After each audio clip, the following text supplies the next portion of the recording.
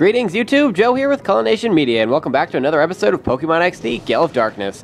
This is episode number 95, and in this episode we're going to be finishing up all the things that we need to do in the Volcano section of Dark Isle, and we'll be moving on. There should be 3 battles in this episode. One of them right here is going to be Slipper, Peon, Colon in this room, with she's going to start out with a Cacturn and a Ninetales.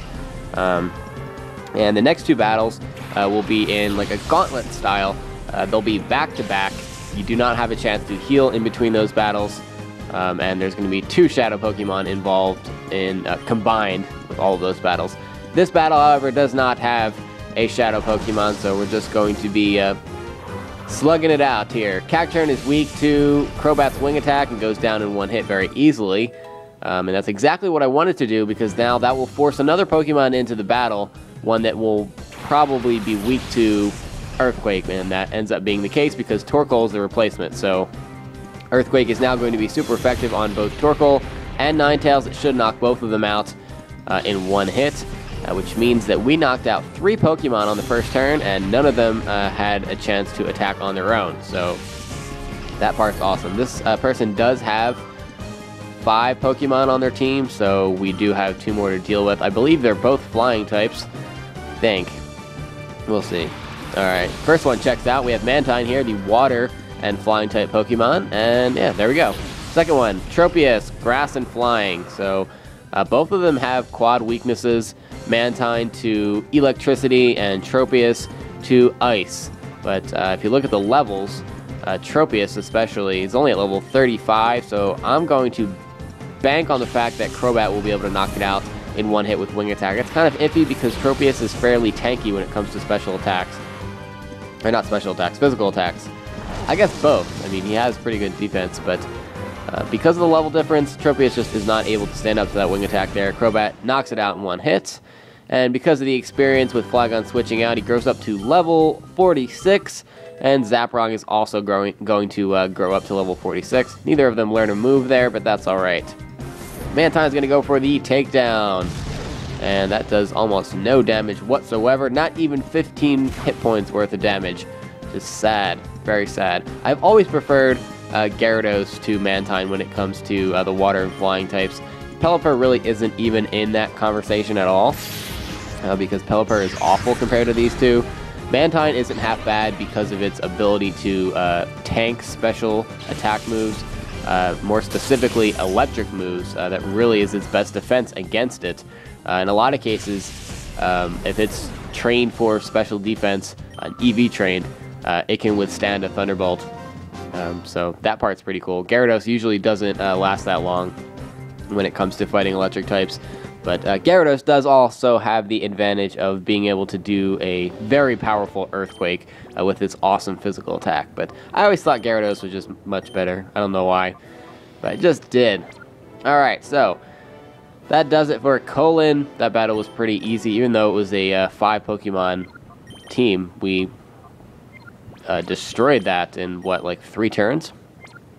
Pretty good, if I do say so myself.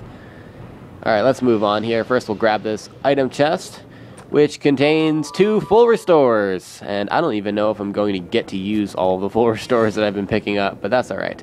Alright, so we have these 2 muscular looking guys that will come run down and attack you. My name is Karbon. My name is Petro. Together we bring the Power Double Explosion Attack. Except for the fact that they only attack you, I guess, 1 at a time. So that part's not as impressive. But we have Karbon first. Medicham and Golem are the starting Pokemon. So Medicham is the interesting fighting and psychic type combination. And then Golem, of course, is the standard rock and ground type. Medicham is actually very versatile. It can do a lot of different types of attacks, but the priority on the first turn here is to knock out Golem, because I'm almost positive that it has either Self-Destruct or Explosion, so it's not worth losing 2 of your team members, because, like I said, this is Gauntlet style. There are 2 Shadow Pokemon involved in this, and you will not have a chance to heal before you get thrown into the next battle, so it's much better to get hit by a Psychic or a high jump kick or whatever Medicham has to throw at you than it is to get hit by an Explosion. Alright, so now that Golem is out of the picture because of Vaporeon's Water Pulse, we're free to deal with Medicham and the replacement, which is Xatu. We've been seeing a lot of Zatus lately. But anyway, Flamethrower from Ninetales was able to knock out Medicham in one hit, which is kind of surprising to me. I mean, the level difference wasn't that huge. I think that Medicham was at level 38 or 39, something like that. But my Ninetales is so powerful. Love it. Alright, so the Shadow Pokemon in this battle is Hitmonchan, the Kanto Pure Fighting type. And if you do not have a 6th member on your team yet, I do recommend thinking about picking up this Hitmonchan if you don't have a fighting type already. Hitmonchan is fairly balanced. It also has a pretty decent ability to defend itself. Its defenses aren't incredibly weak. It has just about average, maybe a little bit above average speed, and of course well above average attack. It also comes with a Sky Uppercut, and that's a pretty awesome move as well. So I do recommend going for it. The problem becomes the fact that, yeah, he can learn Ice Punch, Thunder Punch, and Fire Punch, but they're special attacks in 3rd generation, so with Hitmonchan's horrendous special attack stat, those attacks aren't really going to do anything. So that doesn't really benefit Hitmonchan until the physical special split in 4th generation. So, but even excluding that, Hitmonchan is still a good choice. Alright, so we have Hitmonchan burned, so that's important to lower his attack a little bit and soften the blows. Unfortunately, he does have Shadow Down, which will quickly deplete your ability to defend against Hitmonchan, even if he has a burn condition. So you're going to want to make quick work of him if possible. I do recommend using attacks that are not very effective on him, so dark types work really well. You can also use attacks like Quick Attack that really aren't going to do that much damage to him. But I am going to try to capture him right now, because if he does hit me with a Shadow move on this turn, it's going to do a lot of damage after that Shadow Down. So let's throw an Ultra Ball and see what happens. He should stay in there, I'm thinking. Come on. Yes! Alright. Hitmonchan is ours. And that's going to do it for the first leg of this mini gauntlet, so to speak. Karbon is done for. What? Yeah, that's right. You just got served. Or owned. Or whatever. Get this. You'll learn that I have incredible power even by myself. So I guess it's just the single power explosion attack. Whatever. Alright, so for Karbon, Petro, Grumpig, and Skarmory are the starting Pokemon. So, Skarmory will go down very easily to an Electric-type attack or a Fire-type attack. Skarmory doesn't have a lot in the way of special defense, so I suggest using those attacks rather than trying to use physical attacks on it. Usually don't work. First thing I'm going to do is raise Ninetales' accuracy, then go for a bite on Grumpig.